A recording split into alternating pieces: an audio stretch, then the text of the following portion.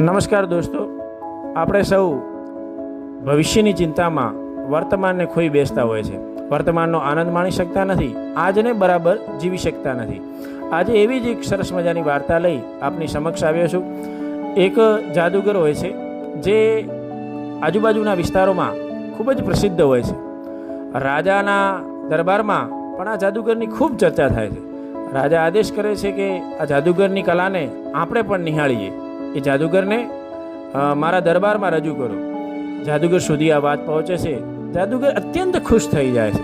જાદુગરની જે ઈચ્છા હોય છે કે મારે અતિશય પૈસા કમાવા છે અને ખૂબ નામના મેળવ્યું છે, એ જાદુગરને હવે એનું સ્વપ્ન સાકાર થતું જણાય છે. જાદુગર બીજા દિવસે સવારે જ્યારે આખો દરબાર ભરાયેલો બેઠો હોય છે, એ જ સમયે જાદુગર રાજા પાસે આવી પહોંચે છે અને રાજાની આગળ આવી અને પોતાની વાત રજૂ કરે છે. રાજા કહે છે કે આજે એક એવું અદ્ભુત જાદુ રજૂ કરો કે જેથી કરી અને હું ખુશ થઈ જાઉં, મારો આખો દરબાર ખુશ થઈ જાય.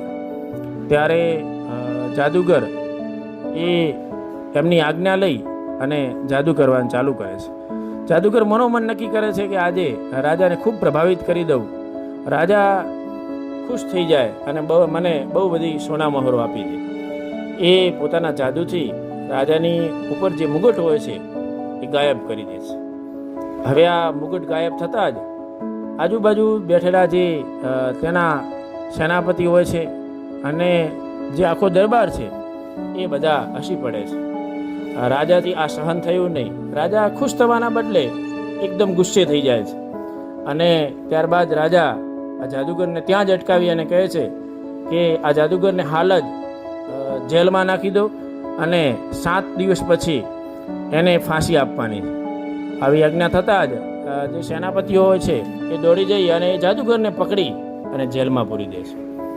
હવે જેલમાં એ ગયા બાદ એના પત્નીને આ વાતની જાણ થાય છે. એના પત્ની એ જાદુગરને મળવા માટે આવી પહોંચે છે અને પૂછે છે કે તમારે 7 દિવસ પછી ફાંસી છે, છતાંય તમે હસી રહ્યા છો, એના પાછળનું કારણ શું? તો ત્યારે જાદુગર સરસ મજાનો જવાબ આપે છે કે ફાંસીને હજી 7 દિવસની વાર છે અને 7 દિવસ તો મને જીવી લેવા દે. આગળનું હજી કોણે જોયું છે, આગળ કયો સમય આવશે, શું આવશે? આજનો આનંદ માણવા દો, હંમેશા ખુશ રહો, આવતીકાલનું જે થવું હોય થાય. આમ કહી એ પત્નીને પણ ખુશ કરી દે છે. પત્ની ત્યાંથી રજા લે છે. સમય જતાં વાર નથી લાગતી મિત્રો. 7 દિવસનો સમય પાકી ગયો છે. ફરીથી એના ફાંસીના માંચડા સુધી લઈ જવામાં આવે છે જાદુગરને અને એ જ સમયે રાજા ત્યાં ઘોડી લઈ અને આવતા હોય છે, ઘોડી ઉપર બેસીને. આને જોતા જ જાદુગર ફરીથી હસવા લાગે છે. જાદુગર કહે છે કે રાજાજી, મેં પણ એવું વિચાર્યું હતું કે મારે એવું જાદુ બતાવવું છે કે આ ઘોડો છે ને એ ઉડવા લાગે અને ઘોડો આપને અર્પણ કરવો હતો, પરંતુ નસીબ કંઈક અલગ જ લખાયેલું હશે કે આજે મારે ફાંસીના માથડે ચડવું પડ્યું. ત્યારે રાજા એકદમ પ્રભાવિત થઈ જાય છે અને રાજા એમ કહે છે કે આ ઘોડો ઉડવાના સમયનું જાદુ શીખવામાં તમે કેટલો સમય લાગશે? ત્યારે જાદુગર એમ કહે છે કે 1 વર્ષનો સમય મને લાગશે. રાજા બહુ વિચારે છે. પછી રાજાને મનમાં એવો વિચાર આવે છે કે જો ઉડતો ઘોડો મારા જોડે આવી જાય તો આજુબાજુના બધા રાજ્યોમાં મારી ખૂબ નામના વધી જશે અને ઘણા બધા યુદ્ધો હું સરળતાથી જીતી શકીશ. એમ ગણી અને એ આદેશ કરે છે કે આને 1 વર્ષ સુધી બંધનમાંથી મુક્ત કરો અને એને બંધનમાંથી મુક્ત કરવામાં આવે છે. અને રાજા કહે છે કે જો 1 વર્ષ પછી જો ઉડતો ઘોડો તે ના કર્યો તો ફરીથી પાછો તને ફાંસીની સજા આપવામાં આવશે. અહીં જાદુગર પોતાના ઘરે પહોંચે છે. ઘરે એકદમ માતમ છવાયેલું હોય છે. બધા રોતા હોય છે, આજુબાજુના પાડોશીઓ, સગા સંબંધીઓ, કારણ કે એને તો ફાંસી આપવાની હતી. એવામાં જ જાદુગરની ત્યાં એન્ટ્રી થાય છે.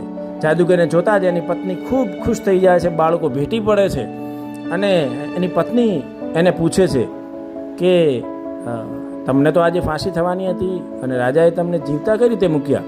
ત્યારે જાદુગર સરસ મજાનો ફરીથી એ જ જવાબ આપે છે કે કાલ કોણે જોઈએ છે? મેં તને પહેલાં પણ કહ્યું હતું કે વર્તમાનનો આનંદ લેતા શીખો. ત્યારે મારી પાસે 7 જ દિવસ હતા. એ 7 દિવસ હું બરાબર જીવ્યો અને હવે તો મારા પાસે 1 વર્ષ છે. મેં રાજાને એમ કહ્યું છે કે 1 વર્ષ પછી હું એને ઉડતો ઘોડો જાદુથી બનાવીને આપીશ અને એ શરત ઉપર રાજાએ મને મુક્તિ આપી છે. પત્ની એની ફરીથી ચિંતામાં બોલે છે, પણ કે 1 વર્ષ પછી શું? તો ફરીથી એનો એ જાદુગર એ જ વાત રિપીટ કરે છે કે વર્તમાનનો આનંદ લેતા શીખો, આજને જીવતા શીખો. કાલ કોણે જોઈ છે, કાલે શું થવાનું છે, એમાં આપણી આજની ખરાબ શું કામ કરીએ?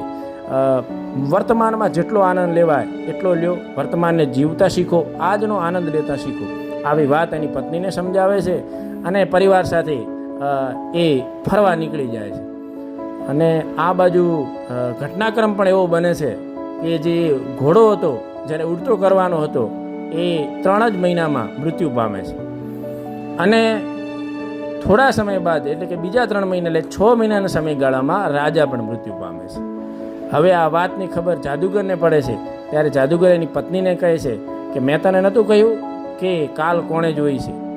1 વર્ષ પછી મને ફાંસી આપવાની હતી, એ શરતે રાજાએ મને મુક્ત કર્યો હતો, પણ ઘટના એવી બની છે કે અત્યારે ઘોડો અને રાજા બંને મૃત્યુ પામી ગયા છે અને હું જીવું છું અને હું પરિવાર સાથે આનંદ લઈ રહ્યો છું. મિત્રો, આ વાત આપણા સૌને પણ લાગુ પડે છે. આપણે સૌ પણ કાલની ચિંતામાં એટલા વર્તમાનનો આનંદ માણી શકતા નથી. મિત્રો, પરિવાર સાથે, મિત્રો સાથે હંમેશા મોજથી જીવન જીવો.